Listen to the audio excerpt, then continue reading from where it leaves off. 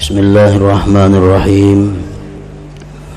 Alhamdulillahilladzi jama'a bainana wa allafa baina qulubina fi kulli khairin wa taqwa.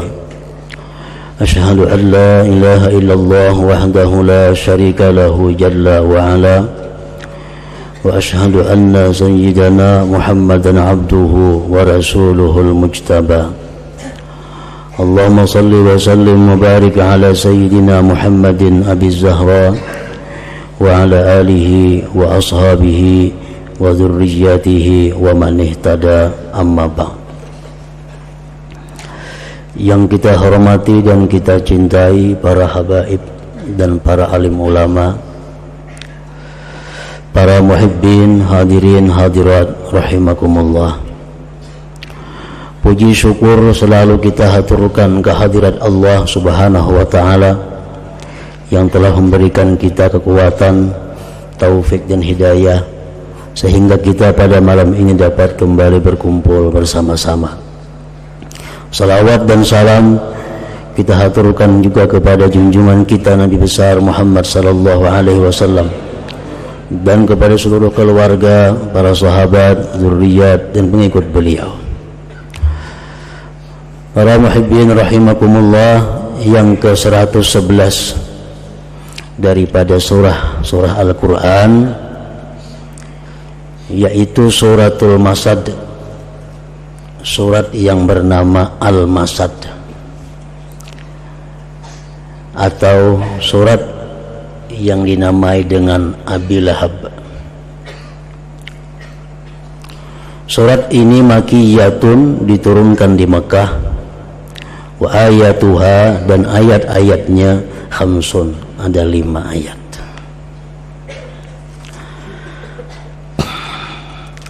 Bismillahirrahmanirrahim. Tabbat yada abi lahabi wa tab. Artinya, binasalah kedua tangan Abi Lahab dan binasalah dia.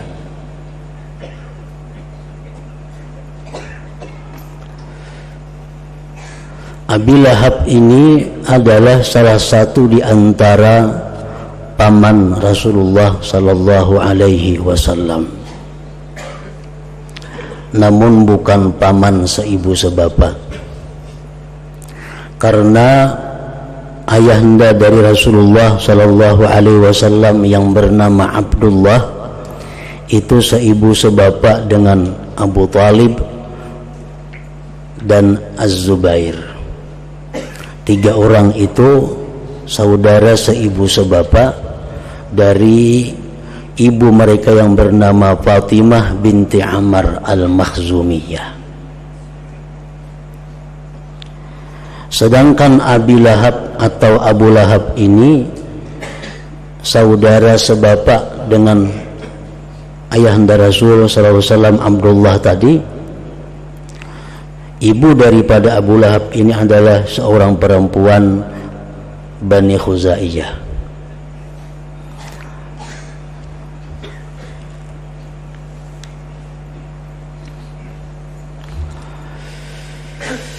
Surat Abi Lahab ini atau surat Al-Masad ini adalah menceritakan tentang Abi Lahab tersebut, yang mana Allah Subhanahu wa ta'ala menyatakan bahwa Abi Lahab itu adalah binasa. Disebabkan karena Abi Lahab ini tidak beriman kepada Allah dan Rasul, juga Abi Lahab ini sangat menentang, sangat menghalangi apa yang disampaikan atau apa yang diajarkan oleh Rasulullah sallallahu alaihi wasallam. Dan Abi Lahab ini adalah termasuk salah seorang yang pertama yang mengatakan bahwa Nabi Muhammad itu kadzab, seorang pendusta, dan Nabi Muhammad itu sahir, tukang sihir. Sangat banyak tingkah laku Abi Lahab ini yang menyakitkan hati Rasulullah sallallahu alaihi wasallam, sehingga Allah dalam Al-Qur'an menyatakan binasalah Abi Lahab itu. Para muhibbin rahimakumullah, sebab turunnya surat ini ada beberapa riwayat yang berbeda-beda. Riwayat yang pertama menyebutkan bahwa di suatu hari setelah turun kepada Rasulullah sallallahu alaihi wasallam wahyu Allah yang berbunyi wa anzir ashiratakal aqrabin, wahai Rasul, kabarkan kepada keluarga dekat engkau bahwa tiada Tuhan selain Allah dan Muhammad adalah Rasulullah. Jadi Rasulullah disuruh Allah untuk mengabarkan kepada keluarga dekatnya. Lalu Rasulullah di suatu hari naik ke Bukit Safa. Beliau menyeru keluarga yang dekat untuk berkumpul di sana. Berkumpullah di situ. Begitu berkumpul, Rasulullah menceritakan tentang diri beliau siapa. Intinya dalam pertemuan itu dihadiri juga oleh Abi Lahab dan keluarga lainnya. Rasulullah mengajak mereka beriman kepada Allah dan Rasulnya. Lalu Abi Lahab ini berkata, tabban lak alihaza da'autana ya Muhammad. Celaka engkau wahai Muhammad, apakah karena ini engkau undang kami kemari? Binasa engkau wahai Muhammad. Lalu Allah menurunkan ayat, tabbat yada Abi Lahab wa tab. Abu Lahab yang celaka, yang binasa, bukan engkau wahai Muhammad. Itu riwayat yang pertama. Ada lagi riwayat yang kedua yang menceritakan tentang sebab turunnya surat ini. Rasulullah SAW jama'a a'mamahu wa qaddama ilaihim ta'aman fi suhfatin pastahkaruh wa qalu inna ahadana ya'kulu kullasyad faqala kulu fa'akalu hatta syabi'u wa lam yankus minat ta'am illa al-yasir. Nabi suatu hari mengundang mereka. Nabi undang mereka, Nabi memberikan hidangan, sorong makanan.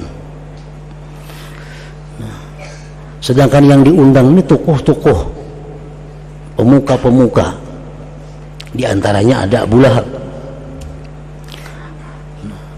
Lalu mereka berkata, wahai Muhammad, sedikitnya hidangan engkau, sedangkan kami ini makan satu orang satu ekor kambing. Inna ahadana ya'kulu kullasyad. Ini seekor kambing berapa ekor orangnya nang makan. Kami itu biasa seekor kambing, seekor orang. Pastahkaruh, mereka menganggap remeh. Ujian Nabi, kulu, silahkan makan. Makan kanyang samuaan, kada tauna kambingnya.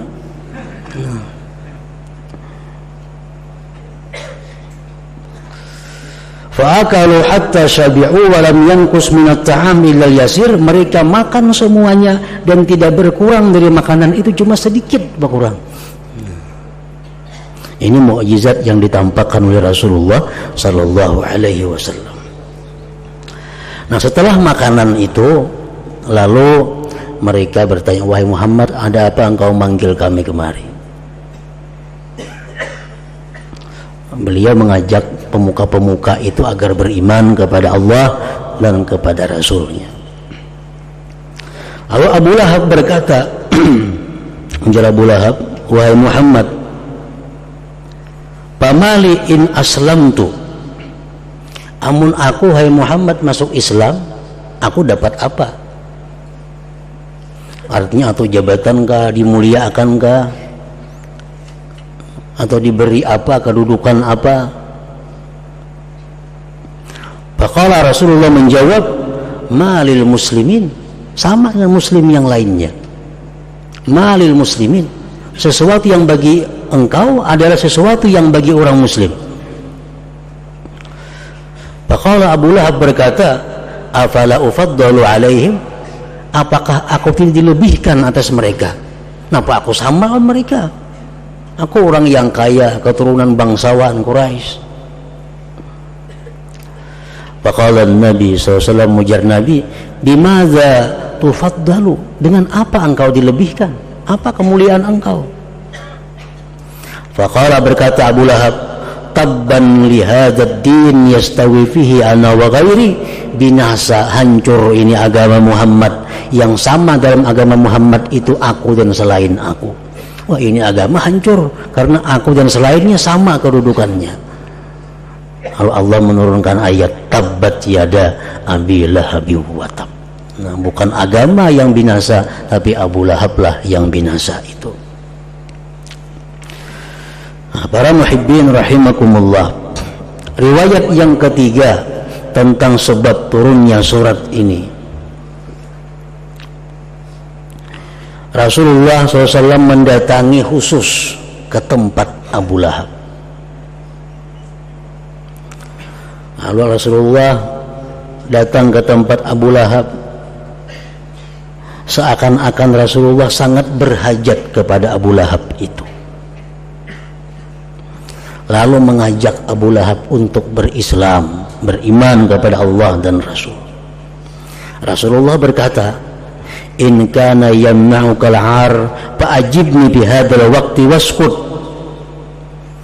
Jika engkau wahai paman merasa malu beriman, maka berimanlah engkau dan diam engkau. Artinya penting pian beriman, biar jadi luar orang kada tahu pada pian beriman. Faqala Abu Lahab berkata, la uminu bika hatta yu'mina bika hadzal jadi. Aku tidak beriman kepada engkau wahai Muhammad kecuali beriman ini anak kambingku. Di situ ada anak kambing. Bila anak kambing ini beriman, ya aku beriman juga aja pula. Faqala alaihi salatu wassalam lil jadi, Nabi kita berkata kepada anak kambing tadi. Uji Nabi kita, hai anak kambing, man ana, aku ini siapa? Anak kambing menjawab, anta Rasulullah, engkau adalah utusan Allah.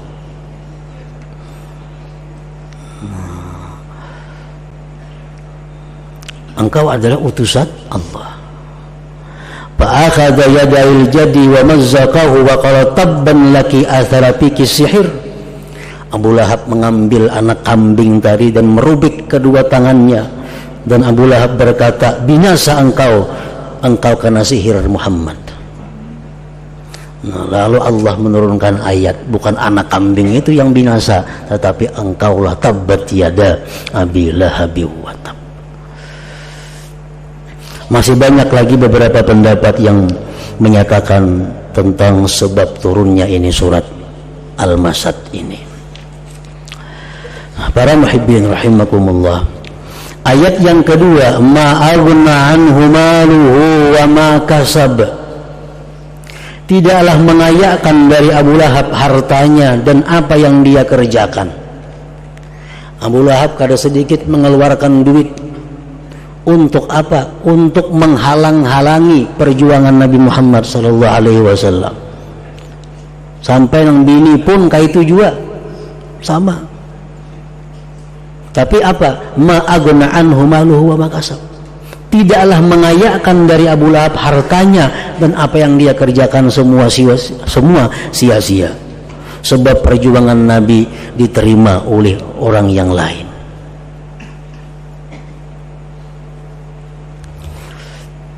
Sayasla naran dzata lahab, Abu Lahab selagi akan masuk neraka yang bernyala-nyala.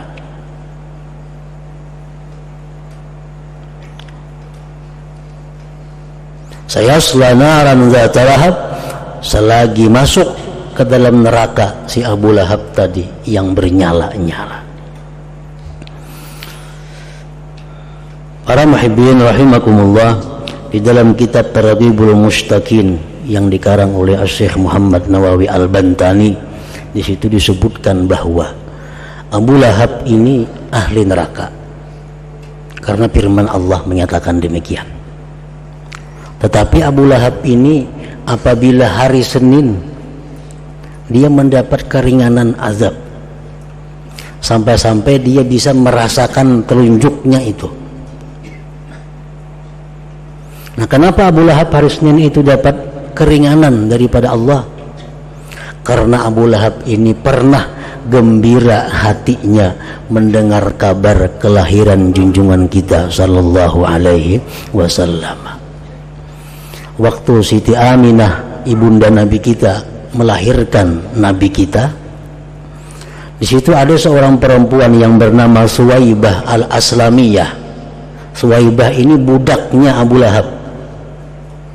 Berlari Suwaibah mencari Abu Lahab dan mengabarkan kepada Abu Lahab bahwa telah lahir kemanakan engkau. Aminah melahirkan putranya. Abu Lahab gembira karena kedatangan anak kemanakan hanyar nih. Dan saking gembiranya Abu Lahab, lalu si Suwaibah al-Aslamiyah tadi dimerdekakan oleh Abu Lahab. Engkau sekarang bebas daripada hamba sahaya. Nah, karena sekali itu pernah Abu Lahab gembira, maka setiap hari Senin dia mendapat keringanan azab dari Allah Subhanahu wa taala. Itu disebutkan dalam kitab Targhibul Mustaqim. Nah, para muhibbin rahimakumullah. Jadi apabila orang yang selama hidupnya memusuhi Rasulullah, mengatakan Rasulullah kadzdzab, pendusta, Rasulullah penyihir, menghalang-halangi orang masuk Islam, pokoknya siapa aja hendak berislam, bila bertemu Abu Lahab kada bakal berislam orang.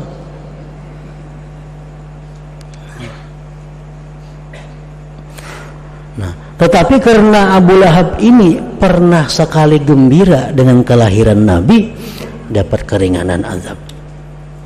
Nah, jadi kita bisa membayangkan bagaimana kalau orang yang beriman kepada Allah dan Rasul, yang hidupnya tidak pernah kafir, hidupnya tidak pernah memusuhi Nabi Muhammad sallallahu alaihi wasallam, dia gembira karena kelahiran Rasul, tentu akan mendapat yang lebih daripada yang didapat oleh Abu Lahab itu.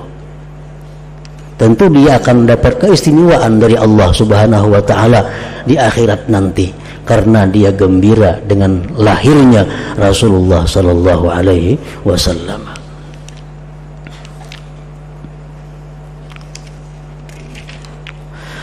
Wa imra'atuhu hammalatal hatab, dan istrinya Abu Lahab pembawa kayu. Pembawa kayu. Ada banyak pendapat ulama tafsir yang mengatakan, yang menerjemahkan atau menafsirkan tentang membawa kayu ini. Dan istri Abu Lahab pun masuk neraka yang membawa kayu. Pendapat yang pertama, dimaksud dengan pembawa kayu itu adalah menunjukkan bahwa istrinya Abu Lahab itu orang yang sangat kikir. Abu Lahab ini pemuka, tokoh Quraisy, lagi orang sangat kaya. Nang bini menukar kayu mahambin seorang. Kan kikir benar kalau toh. Nukar kayu membawa seorang. Jadi di sini Allah menghinakan istrinya Abu Lahab ini. Wa imra'atuhu hammalatal hatab. Yang kedua, pendapat ada yang mengatakan bahwa tafsir daripada pembawa kayu itu adalah penebar fitnah, penebar kebohongan, pengadu domba. Ini istrinya Abu Lahab kemana-mana membawa berita bahwa Muhammad majnun, Muhammad gila, Muhammad tukang sihir, Muhammad kadzdzab. Orang yang dulunya hormat kepada Muhammad, gara-gara ini istri Abu Lahab menjadi benci kepada Nabi Muhammad karena diadu dombanya. Itu yang dimaksud dengan hammalatal hatab. Ada lagi pendapat yang ketiga yang mengatakan bahwa dimaksud dengan hammalatul hatab itu adalah bahwa istrinya Abu Lahab ini setiap malam membawa kayu yang berduri, yang dia letakkan di mana jalan Rasulullah SAW lewat menuju Masjidil Haram. Jadi macam-macam pendapat para ahli tafsir tentang wa mar'atuhu hammalatal hatab fi jidiha hablum mim masad, yang di lehernya ada tali atau kalung yang terbuat dari ayaman sabut. Para muhibbin rahimakumullah, Abu Lahab ini yang bernama aslinya Abdul Uzza, bukan hanya paman oleh Rasulullah SAW, tetapi juga pawarangan Nabi, bewarang lawan Nabi. Putri Nabi yang pertama yang bernama Ruqayyah itu istri oleh Utbah, anak Abu Lahab. Dan adiknya Ruqayyah ini bernama Ummu Kulsum, istri oleh adiknya Utbah yang bernama Utaibah. Kedua-duanya anak Abu Lahab.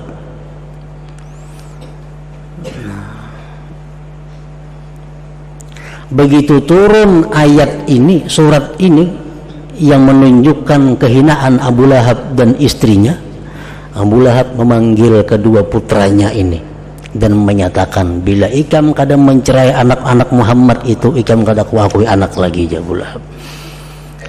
Ra'si min ra'sikuma haram. Lalu kedua putra Abu Lahab ini menceraikan putri-putri Nabi Sallallahu Alaihi Wasallam yang bernama Ruqayyah dan Ummu Kulthum tadi. Nah, setelah itu dikawinkan oleh Nabi kita Ruqayyah kepada Utsman bin Affan radhiyallahu anhu. Ruqayyah wafat, Utsman disuruh kawin oleh Nabi kepada adiknya Ummu Kulthum tadi. Makanya Utsman disebut Dzunnurain, orang yang punya dua cahaya, karena dua istrinya adalah putri-putri Rasulullah sallallahu alaihi wasallam. Nah, para muhibbin rahimakumullah, demikianlah sunnatullah, bahwa rasul-rasul itu mempunyai penghalang dari orang dekat mereka sendiri di dalam menyebarkan dakwah Islam. Ini sebagai cobaan bagi mereka dan menunjukkan bahwa hidayah Allah itu sangat mahal harganya. Kita lihat contohnya Nabi Nuh alaihi salam. Nabi Nuh menyebarkan dakwah, ditentang oleh anaknya dan salah satu istrinya. Jadi anak Nabi Nuh dan salah satu istri Nabi Nuh tidak beriman kepada Nabi Nuh, bahkan menentang kepada Nabi Nuh. Kita lihat lagi Nabi Ibrahim alaihi salam. Nabi Ibrahim siapa yang menentang? Orang tuanya sendiri, Azar, abahnya sendiri yang menentang perjuangan atau dakwah Nabi Ibrahim alaihi salam. Nabi Musa kita lihat, orang yang selama ini membesarkan Nabi Musa sejak kecil, memelihara Nabi Musa, Fir'aun ini yang membesarkan Nabi Musa. Begitu Nabi Musa dakwah mengajarkan Islam, iman, Fir'aunlah yang menentang apa yang diajarkan oleh Nabi Musa alaihissalam. Dan sampai kepada junjungan kita Rasulullah sallallahu alaihi wasallam, bahwa orang yang sangat menentang beliau pada saat dakwah pertama-tama itu di Mekah adalah Abu Lahab atau Abdul Uzza, paman beliau sendiri. Nah, para muhibbin rahimakumullah, jadi ini pelajaran bagi da'i ilallah, bagi para pendakwah, bagi para ulama-ulama. Kalau ada keluarga dekat yang menentang, yang tidak mendukung perjuangannya, maka itu adalah hal yang biasa. Jangankan pendakwah, Rasulullah saja ditentang oleh sebagian keluarganya dalam hal menyebarkan Islam.